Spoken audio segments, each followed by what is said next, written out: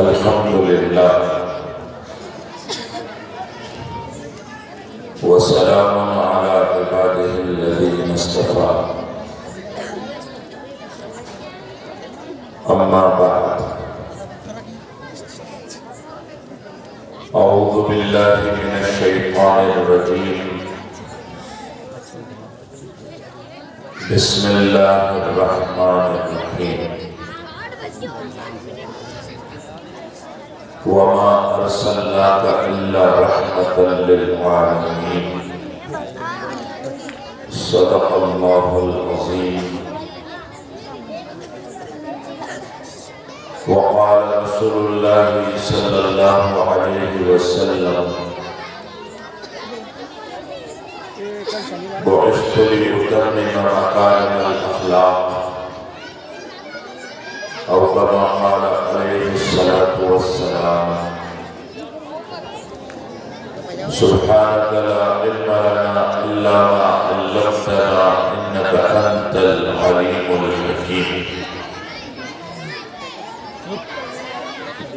محترم علماء کرام مفتیان عظام حاضرین مجلس ماؤں بہنوں پیارے بچوں السلام علیکم ورحمۃ اللہ وبرکاتہ۔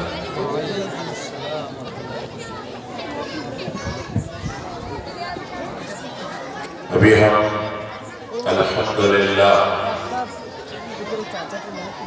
چھوٹے چھوٹے بچوں سے مختلف دینی موضوعات پر تقریریں نعتیں وغیرہ سن رہے تھے، اور ان تقریروں میں جہاں ایک طرف اللہ اور اس کے رسول سے بالغانہ محبت کا اظہار کیا جا رہا تھا، وہیں دوسری طرف عقیدہ اسلام بھی پیش کیا جا رہا ہے، جس کی بنیاد یہ ہے کہ ہمارا رب اللہ ایک ہے اور اللہ کے سوا کوئی عبادت کے لائق نہیں۔ جہاں اللہ تبارک و تعالی ہمارا معبود ہے، وہاں اللہ تبارک و تعالی ہمارا رب بھی ہے۔ جس طریقے سے اللہ کو معبود ماننا ضروری ہے، اللہ کو رب ماننا بھی ضروری ہے۔ ہم جس علاقے میں رہتے ہیں یہاں پر مختلف تہذیبیں آباد ہیں، اور سب کے اپنے اپنے عادت و اطوار ہیں۔ ایسی قومیں بھی آباد ہیں جو دیے سے لے کے آفتاب تک اور چوہے سے لے کر ہاتھی تک ہر نافع ہر ذات کو ہر چھوٹے بڑے کو اپنا خدا مان بیٹھتے ہیں۔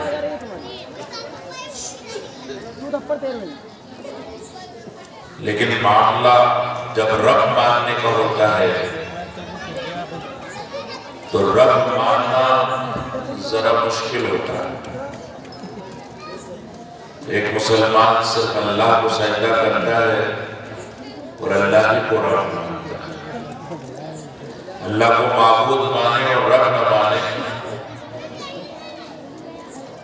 تو نجات ممکن نہیں۔ جو مصر بسجدہ ہوا کبھی زمین سے آنے لگی صدا، تیرا دل تو ہے صنم آشنا، تجھے کیا ملے گا نماز۔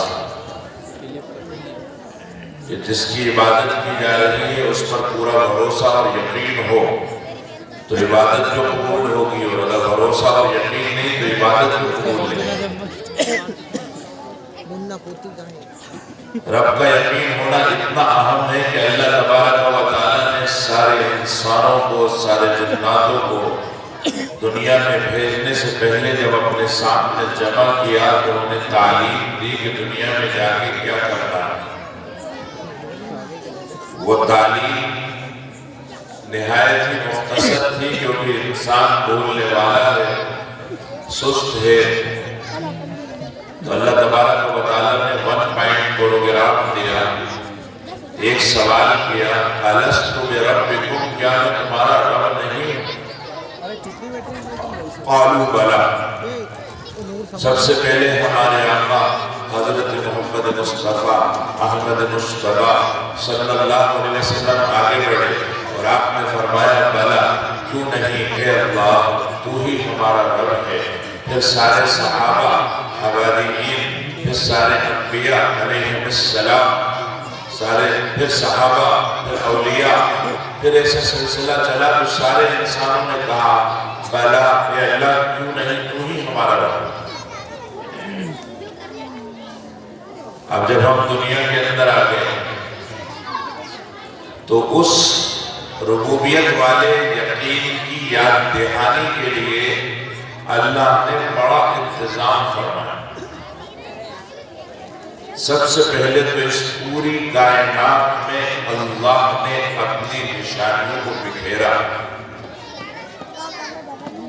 اور فرمایا سنُرِيهِمْ آیاتنا فی الآفاق وفی انفسہم، ہم اپنی نشانیوں کو بکھیریں گے آسمان کے کناروں سے لے کر ان کی ذات کے اندر تک، ظاہر سے باطن تک ایک نشانیوں کا تانتا اور سلسلہ ہوگا جسے دیکھ کر انہیں یہ بات سمجھ میں آ جائے گی کہ اللہ حق ہے، اس کا رسول حق ہے، اس کا کلام حق ہے، اس کی شریعت حق ہے، اللہ کے احکامات حق ہیں اور نبی کا بتایا ہوا راستہ حق ہے۔ وہ دعوت دیتا ہے کہ جو اللہ نے انسان کو صلاحیتیں دی ہیں، أَلَمْ نَجْعَلْ لَهُ عَيْنَيْنِ، اللہ فرماتا ہے کہ ہم نے انسان کی 2 آنکھیں نہیں بنائیں، وَلِسَانٌ وَشَفَتَيْنِ، کیا زبان نہیں دی، ہونٹ نہیں دیے، آنکھوں کو دیکھ کر اللہ کی قدرت کو پہچانے، اللہ کو رب مانے۔ اور اگر اتنی صلاحیت نہیں ہے تو اپنی زبان اور ہونٹوں کا استعمال کر کے جاننے والوں سے پوچھے، ہم نے اسے اچھائی برائی اندھیرے اجالے کالے سفید کا سمجھنے تک کی صلاحیت دی۔ اللہ تعالیٰ دعوت دیتا ہے، پہلے تو فرماتا ہے اِنَّ فِي خَلْقِ السَّمَاوَاتِ وَالْأَرْضِ وَاخْتِلَافِ اللَّيْلِ وَالنَّهَارِ لَآيَاتٍ لِأُولِي الْأَلْبَابِ، زمین اور آسمان کی پیدائش میں، رات اور دن کے آنے جانے میں عقل رکھنے والوں کے لیے نشانیاں ہیں۔ کون ہیں عقل رکھنے والے؟ وہ جن کے پاس سینکڑوں ایکڑ زمینیں ہیں، یا وہ 20-25 سال سے مسند سیاست پر براجمان ہیں، یا وہ جن کے پاس آکسفورڈ اور ہارورڈ یونیورسٹی کی اور کیمبرج یونیورسٹی کی ڈگریاں ہیں۔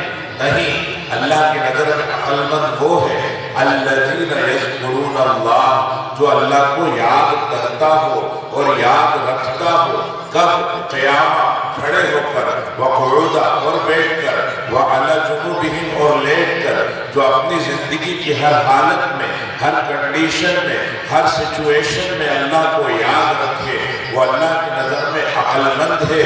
پہلے وہ اللہ کی قدرت کی نشانیوں کو دیکھتا ہے، وَيَتَفَكَّرُونَ فِي خَلْقِ السَّمَاوَاتِ وَالْأَرْضِ، پھر زمین اور آسمان کی پیدائش میں غور کرتا ہے، جو کہ اللہ خود فرماتا ہے مَا تَرَى فِي خَلْقِ الرَّحْمَنِ مِن تَفَاوُتٍ، اللہ کی بنائی مخلوق میں، ان فضاؤں میں، ان ہواؤں میں، ان آسمانوں میں تمہیں کوئی ٹوٹن، کوئی دراڑ، کوئی سوراخ نظر نہیں آئے گا۔ ذرا دوڑاؤ، فرجع البصر، ذرا نظر دوڑاؤ، هل ترى من فطور، کیا تمہیں کوئی دراڑ نظر آتی ہے؟ ثم ارجع البصر کرتین، دوبارہ دیکھو، چشمہ لگا کے دیکھو، دوربین سے دیکھو، کوئی مشن آسمانوں میں بھیج دو جو ریسرچ کرے، ينقلب الیک البصر خاسئا، تمہاری نظر ناکام و نامراد ہو کر، دھندلی کوری ہو کر، تھک کر ہار کر واپس آ جائے گی، لیکن اللہ کی بنائی مخلوق میں تمہیں کوئی کمی نظر نہیں ہے۔